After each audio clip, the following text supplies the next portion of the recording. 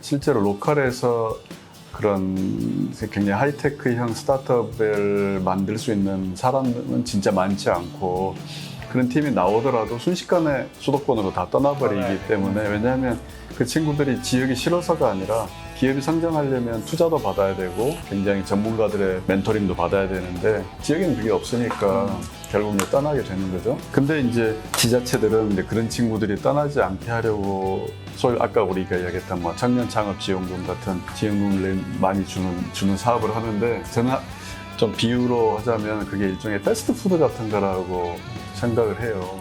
이 로컬 크리에이터라는 게 한동안 정말 유행처럼 이제 번지기도 했는데, 사실 그 부분에서 지속적인 지원이랄까, 때로 이런 비판도 좀 있긴 있었어요. 예를 들어서 어느 지역에서 창업 지원 받아놓고 그 유효기한 지나면 다른 곳으로 옮겨가고 있는 일종의 그 도덕적 해이 같은 것도 발생한다라고 하는 비판적인 인식도 좀 있었어요. 큰 틀에서 바라보고 계셨을 때 어떤 그 부분에서 좀 한번 정리를 해보시죠. 네. 사실은 이제 제가 강원 창조경제센터장으로 있으면서 처음부터 이런 로컬 크리에이터 혹은 로컬 벤처 이런 이제 로컬 창업에 관심을 갖지는 않았어요.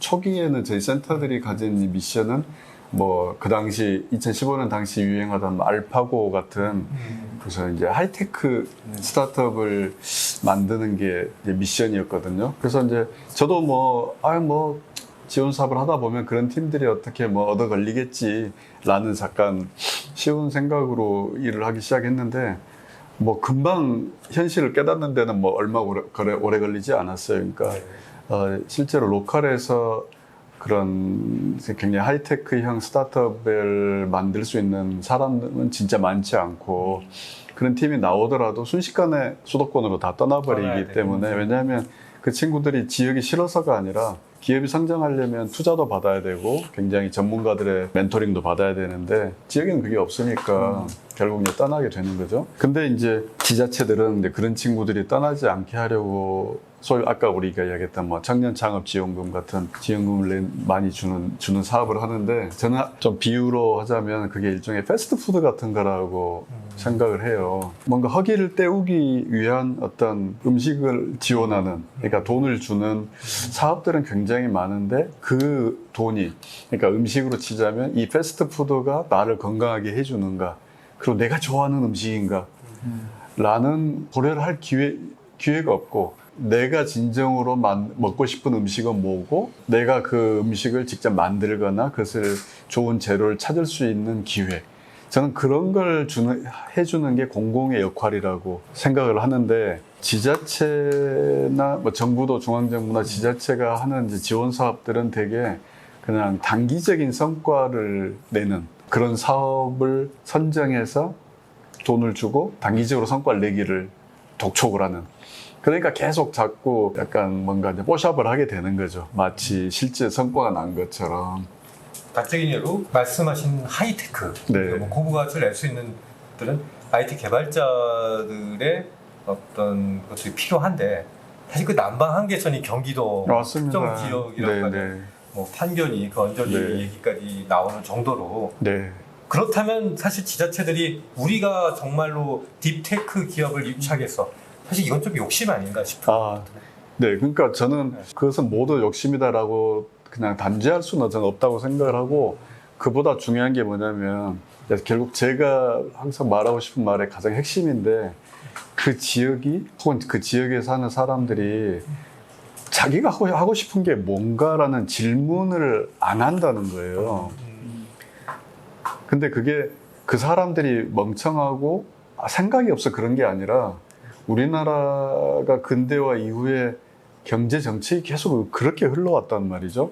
그러니까 박정희 시대 때 이제 우리가 근대화를 시작하면서 어떻게 경제를 키워왔냐면, 각 지역이 각자 시작해서 각자 자기가 하고 싶은 걸 열심히 하세요. 그 중에 좀 잘하는 애들 뽑아가지고 그걸 훈련시켜서 세계로 내보내는 그런 방식이 아니라, 그냥 정부에서 몇 개의 특정 기업을 밀어주는, 그러니까 재벌로 키우는 거죠. 마치 우리가 옛날에 큰형을 대학 보내고 가난한 집에서. 그러면 큰형이 나중에 취직해서 네가 동생들 다 벌어먹여.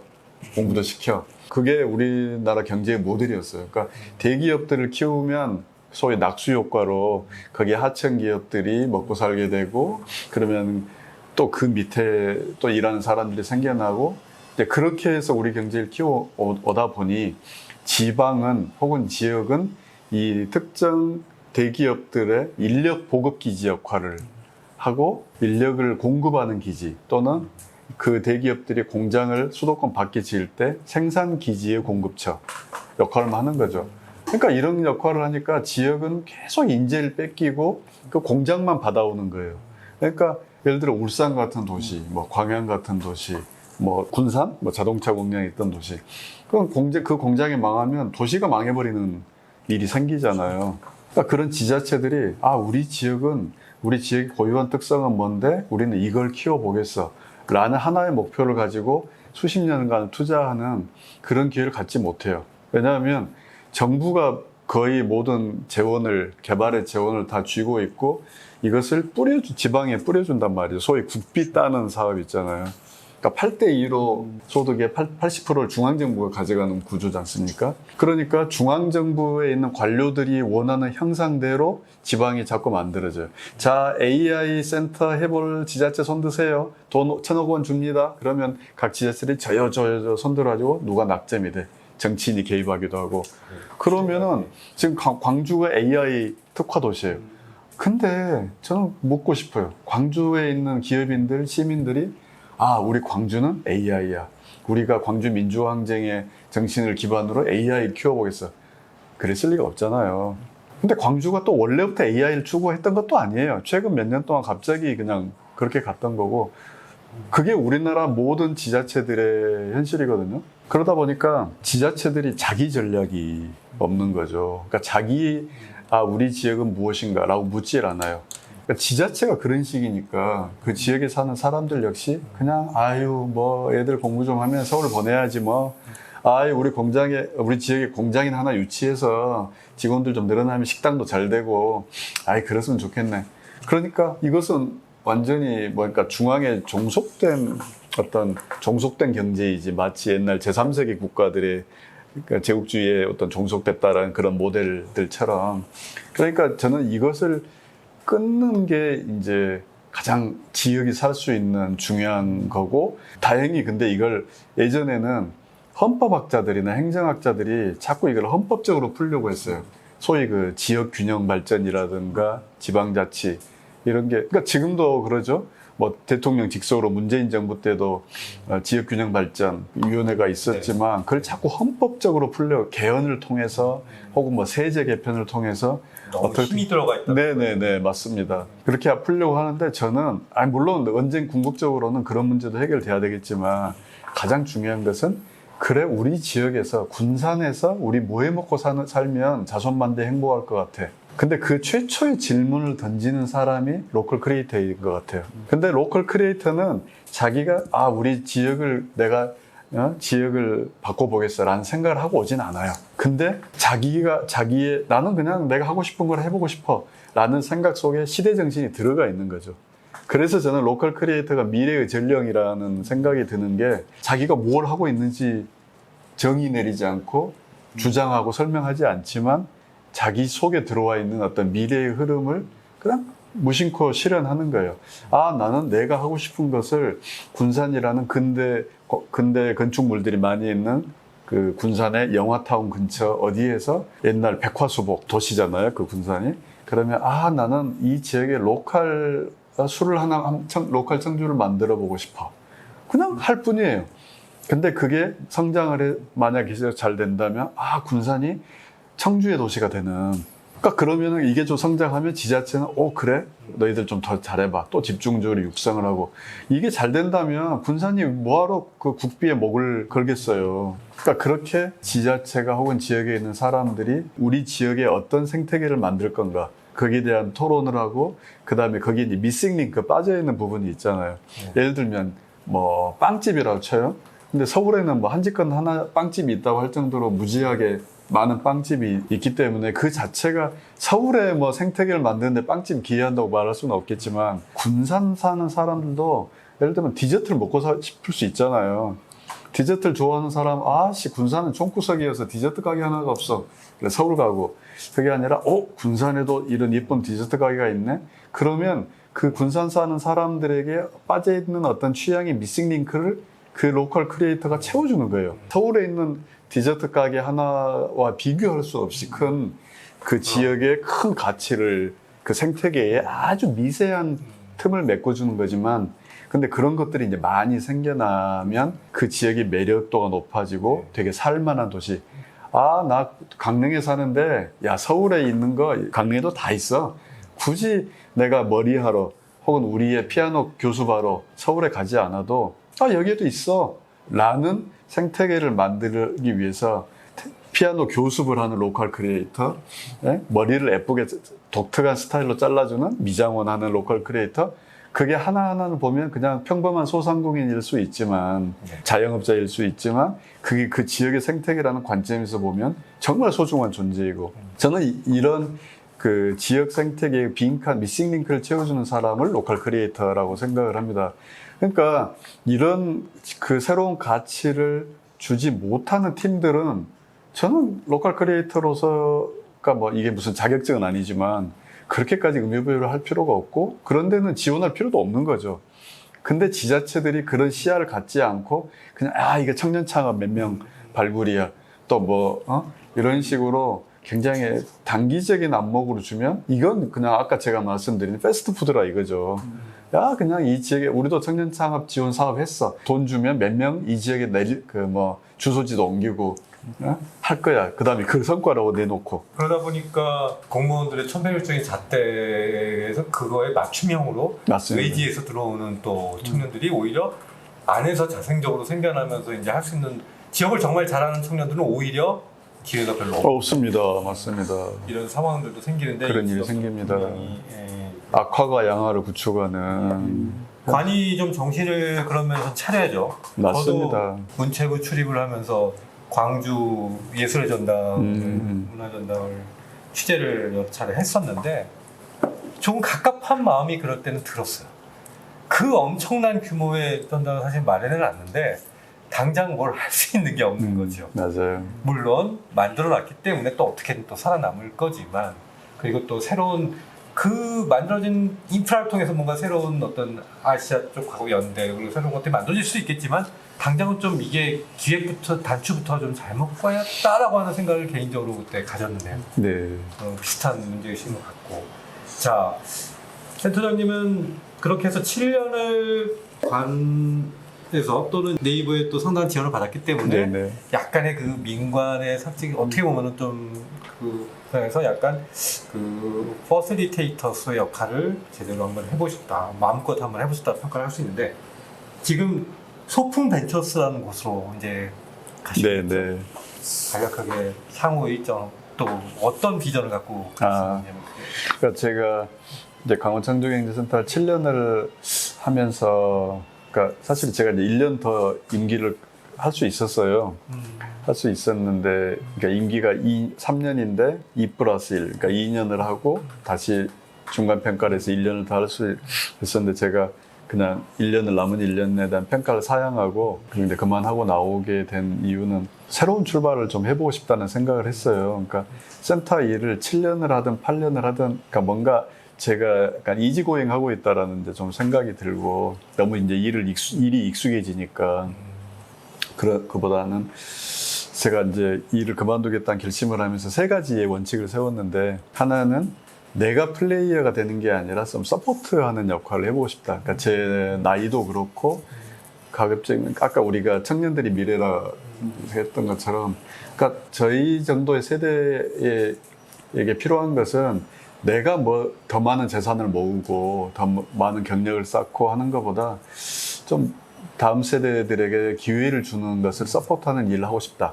그게 첫 번째고 두 번째는 미래의 가치를 가까이 우리 실현하는 그런 사람, 그런 청년, 이왕이면 그런 청년들을 도와주는 일을 하고 싶다. 세 번째는 그런 일을 하면서 저도 생업이 필요하니까 돈도 벌 수 있는 일이면 좋겠다. 그런 세 가지 조건을 생각을 해보니까 이걸 하나의 직업으로 이제 맞춰보니까 이게 투자자적인 일, 그러니까 투자자라는 직업이라기보다 투자자들이 하는 일이 그런 것 같더라고요. 그러니까 미래에 돈을 벌 것 같은 기업에게 투자를 한다. 그러니까 투자는 지가 사업을 하는 게 아니라 거두는 거잖아요. 그렇게 해서 나중에 회수도 하고.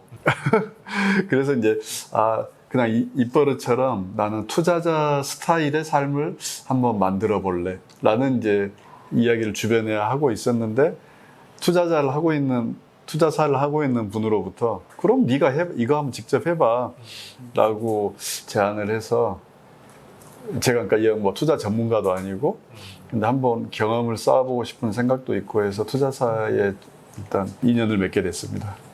소풍벤처스는 일반 투자사라기보다는 그 소셜 임팩트라고 네. 얘기하는 그렇습니다. 사회적 가치를 중시하는 네, 투자사인 거죠. 사실 저 개인적으로 이런 투자사가 과연 수익성이 날까라고 하는 좀 걱정, 우려도 좀 있는데. 맞습니다. 그러니까 사실 사회적 가치에 투자를 한다 이란 말이 사실은 그 자체가 형용 모순이라고 생각을 해요. 그러니까 투자라는 것은 자본의 증식이잖아요. 네. 자본주의에 대해서 공부를 할 때 많이 생각했던 것처럼 자본주의는 인간의 삶의 질의 향상을 목적으로 하는 게 아니라 자본 그 자체 증식을 목표로 하는 거고, 그야말로 물질주의의 완전히 핵심이잖아요. 근데 사회적 가치를 추구한다는 것은 인간의 삶을 이롭게 하는, 인간을 행복하게 해주는 그런 기업이라는 뜻인 거고, 그러면 이런 기업에 투자를 하면서 자본을 증식한다. 네. 그게 가능해? 그러니까 방금 그게 어떻게 가능한가라는 이제 의문이 그래서 생기는 거라서, 그게 그러니까 이제 이런 사회적 가치에 투자하는 투자사가 직면하는 첫 번째 문제인 것 같아요. 근데 이제 저는 제 스스로 이제 설명을 해본다면, 이게 이제 경제학에서 말하는 그 양면 시장이라니까 투 사이드 마켓. 그러니까 예를 들면 우리 제가 네이버에서 이제 일했기 때문에 네이버를 예로 들자면, 우리가 일반 이용자들이 네이버를 사용할 때 돈 안 내잖아요. 네이버에 검색할 때 누구도 1원도 내지 않아요. 근데 네이버는 돈을 1년에 수조 원씩 벌어요. 어떻게 벌지? 우리가 카톡 매일 쓰지만, 카톡 쓰면서 돈 안 내지만 카카오는 돈을 벌고. 그럼 왜 그러냐면, 카카오와 네이버는 이용자들에게 무료로 서비스를 제공하는 대신 그 이용자들을 많이 모아서 거기에 광고를 붙여서 돈을 벌잖아요. 그러면 카카오나 네이버가 기업으로서 하는 일은 뭔가? 그러니까 왼손으로는 이용자들에게 선한 사회적 가치를 제공하는데, 또 한 손으로는 돈을 버는 거죠. 그러니까 이것을 약간 넓혀보면 정치인들도 전 그렇다고 생각해요. 정치인들이 공약을 통해서 혹은 정치 행위를 통해서 세상을 이롭게 한다라는 소위 사회적 가치를 주장하죠. 그러니까 그런 점에서 전 정치인도 사회적 인간이라고 생각을 해요. 근데 이 사람들이 투표를 통해서 얻는 것은 권력이에요. 그러니까 유권자들은 공약을 선택해서 표를 줬는데, 최종적인 프로덕트는, 아웃풋은 뭐냐면 정치인들이 갖는 권력이란 말이죠. 네. 그러면 이 시장은 그러면 모순된 거고 존속되면 안 되는 거야? 혹은 네이버는 야, 니들은 왜 이용자들에게 서비스를 준다면서 왜 니들 떼돈 벌어? 실제로 포털에 대한 그 견제론, 많은 비판론들이 그런 거잖아요. 그런 원리를 적용한다면 사회적 가치에 투자하는 소품 같은 투자사들은 돈을 벌면 안 되는 거야? 혹은 돈을 벌기 위해서 노력하면 안 되는 거야? 그것은 아닌 것 같다 이거죠.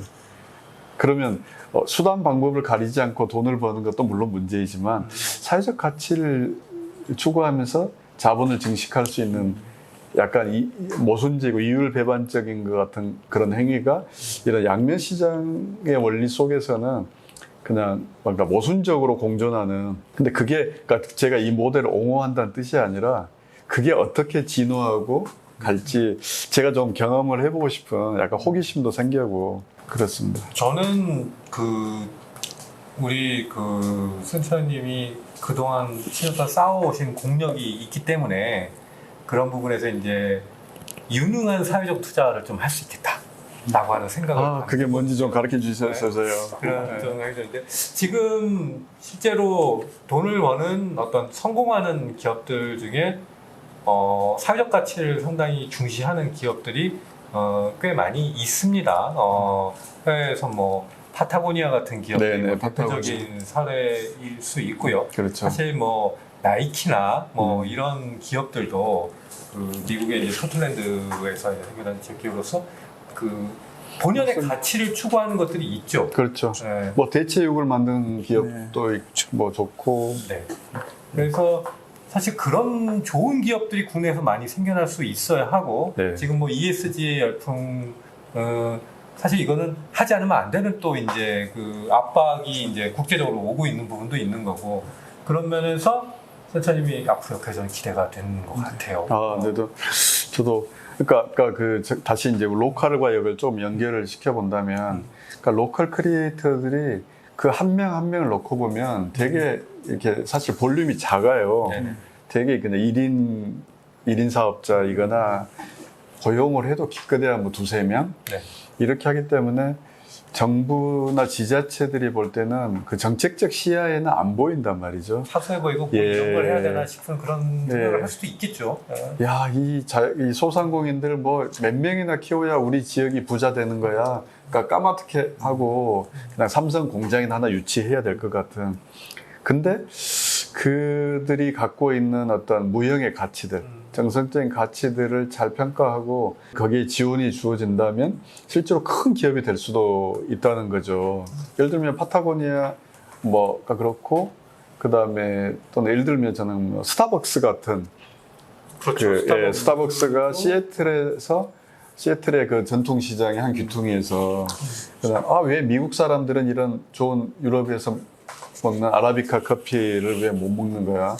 라고 해서 그걸 수입해서 로스팅해서 그냥 봉다리 커피로 처음에 팔았던 거잖아요. 근데 그게 미국 사람들의 일단 커피 취향을 확 수준을 높여주는 큰 기여를 했던 거고, 근데 이제 스타벅스는 거기에서 끝나지 않고 뭔가 자기의 그러니까 그 시애틀이라는 도시의 로컬리티를 포기하지 않고 실제로 그 스타벅스 가게가 만들어지는 공간들, 서울은 좀 그런 게 약하긴 하지만 일본 같은 데 보면은 굉장히 유서 깊은 건물에 스타벅스가 많이 들어가서, 그래서 그 스타벅스가 단순히 커피를 파는 게 아니라 커피를 마시면서 일을 하는 소위 이제 제3의 공간이라는 개념을 구현한 회사로, 그러니까 집도 일터도 아닌 집 같은 일터, 일터 같은 집로서 제3의 공간으로 스타벅스에서 일하게 해주고, 그래서 노트북을 전원을 충전기를 꽂을 수 있는 콘센트를 만들어지는 이유가 바로 이제 그 제3의 공간이라는 정신에서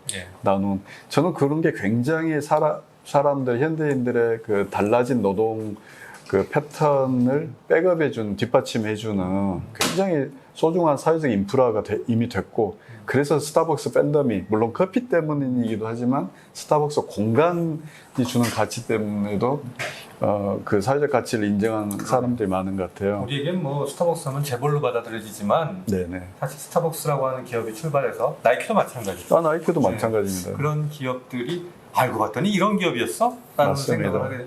우리는 왜 이런 기업을 못 키우지? 맞습니다. 라고 하는 이런 생각들을 좀 할 필요가 있겠고, 사실 그런 가치를 만들어내기 위해서 사실 센터님 같은 어떤 이런 좀 남들과는 좀 다른 생각을 갖고 또 하는 분들이 필요하지 않을까라는 저는 생각을 해봅니다.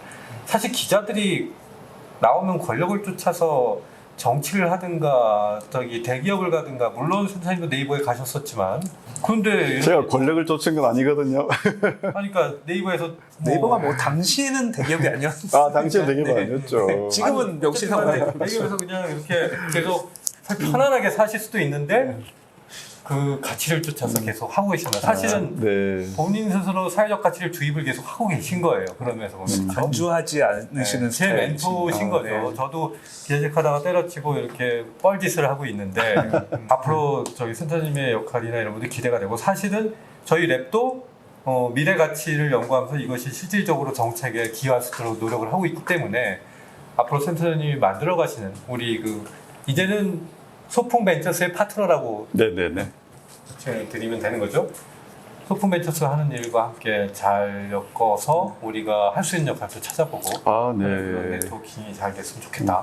저는 그 랩250에서 예. 추구하는 성장주의, 그러니까 성공 위주, 성공 지상주의 혹은 성장 지상주의로부터 벗어나는 게 이제 정말 중요하고 그걸 추구한다는 그것을 또 표방하고 있다라는 게 정말 소중하다고 생각이 되거든요. 그러니까 우리 사회가 정말 합의를 이루어야 될 게 이제 지난 몇십 년 동안 그냥 마치 당연한 것처럼 익숙해 있던 성장, 확대, 그러니까 더 크게, 더 많이, 더 빨리 이제 이런 건 더 이상 안 통한 시대에 왔고 새로운 균형을 찾아야 되는 담론의 변화가 필요한데 정말 그것을 앞장서서 그 제기하고 그런 화두를 계속 발전시켜 주는 데가 우리 랩250인 것 같아서 정말 엄청나게 저는 응원하고 정말 여기가 잘 돼야 기운이 납니다. 예, 그렇죠? 네. 정말 잘 돼야 된다고 생각을 합니다. 자, 알겠습니다. 오늘 너무 감사드리고요. 밥값 안 거죠? 그렇습니다.